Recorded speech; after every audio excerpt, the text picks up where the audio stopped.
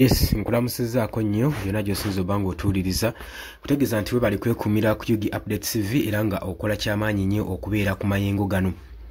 Kaakati nno omubaka Betty Nambooze agenze maaso n'okusoomooza Muhoozi Kainerugaba Chief of Defence Force amugambye baba bakutenda okudduka ewaka, so baba bakutenda okudduka ennyo toyita woosula.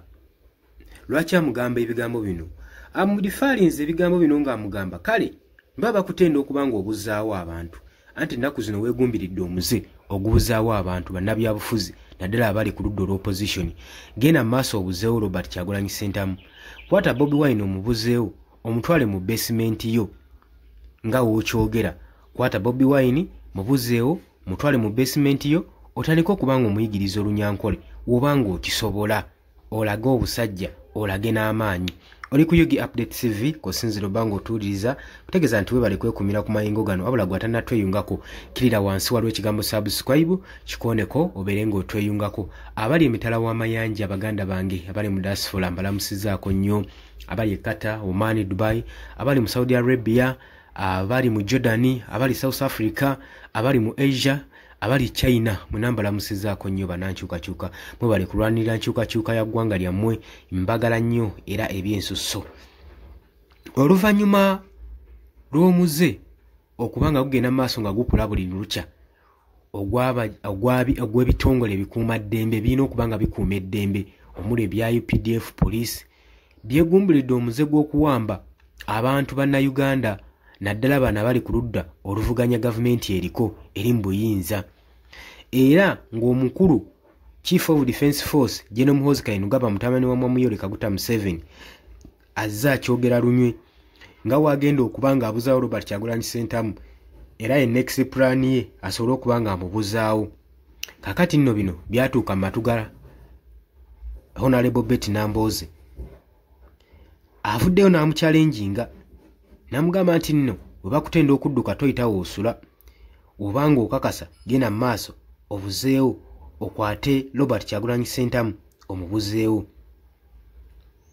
Era ng'amugamba nti okusinziira ku political tension egenda mu maaso, ebikolwa ebigenda mu maaso n'okukolebwa ekitongole ekya Uganda People's Defence Force kigenze mu maaso n'okubanga kirumirizibwa okubanga kinvolvinga abduction eri mu kibiina kya National Unity Platform oba eri oludda oluli ku opposition. Kakati Betty Nambooze yabadde ayogera ku event yemu. Honorable ono yagenze mu maaso n'okusoomooza Muhoozi Kainerugaba ng'amugamba nti nno wobanga osobola okubuzaawo Bobi Wine n'omutwala mu basement yo omuyigiriza olunyankole kikole woba osobola, ffe tukusekendinze. Agenze n'amugamba mu response ku ebyo ebigenda mu maaso mu political intention ne intimidation egenda mu maaso entiisatiisa saako okufeeteninga okubutiisa abantu obutabaganya kuyimusa ddoboozi lyabwe naddala abali ku ludda olw'opposition mu Uganda.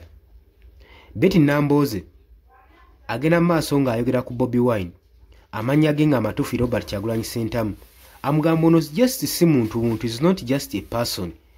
Naye ky'olina omumanya si just ky'olina omumanya eno just idea eri connected, eno just idea eri connected. Era n'amugamba ti Robert Kyagulanyi Ssentamu is not just a person but an idea that cannot be silenced. Ekyo olina okimanya nti Robert Kyagulanyi Ssentamu si muntu buntu nga woolowooza nga ggwe General Muhoozi Kainerugaba wooli. Kimanye nti eno idea gy'otasobola kubanga osirisa.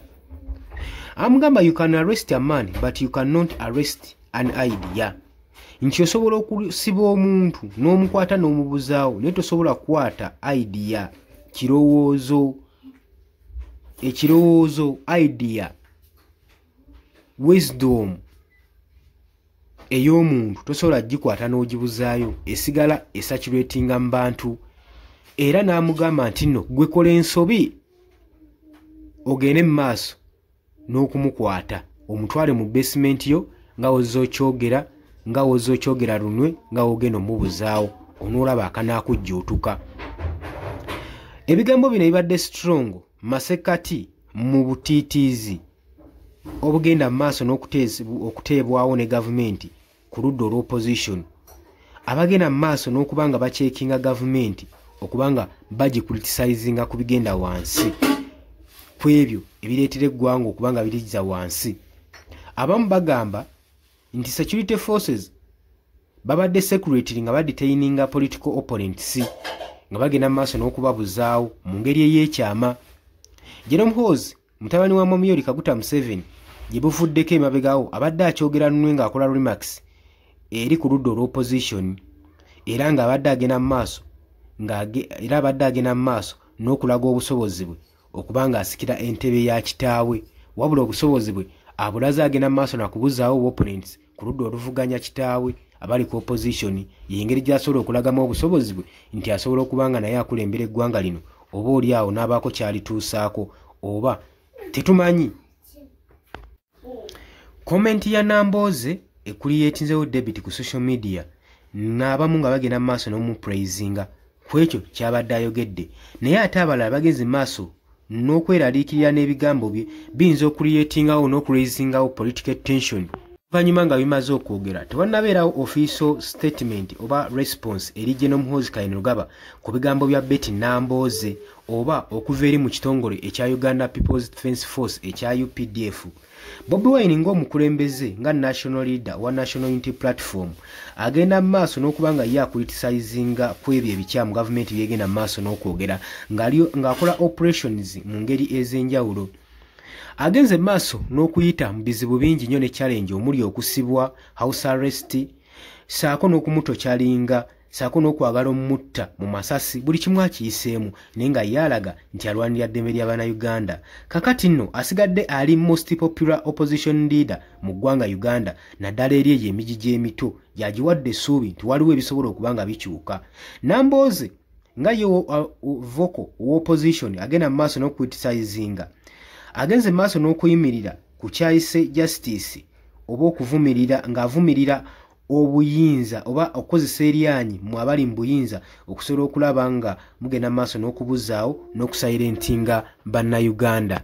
Kino kidduwowinzeewo political tension eri bannabyabufuzi naddala mu kaseera kano ng'obufuzi buli ku mumwa gwa mpiso obwa gavumenti ya Mwami Kaguta Museveni nga bangi batandise ogibuusabuusa olw'ebikolwa byabwe so nga n'omusika yennyini batandise omukubamu ebituli engeri gy'ayagala okwanirizibwamu mu ggwanga ku ntebe y'obukulembeze. Oli ku Yugi Update TV sinzira oba nga otuuliza era nga kutegeeza weebale kwekumira ku mayengo gano. Mbaagala nnyo mwenna abali e Bulaaya emitala w'amayanja mwebale kwekumira ku mayengo gano.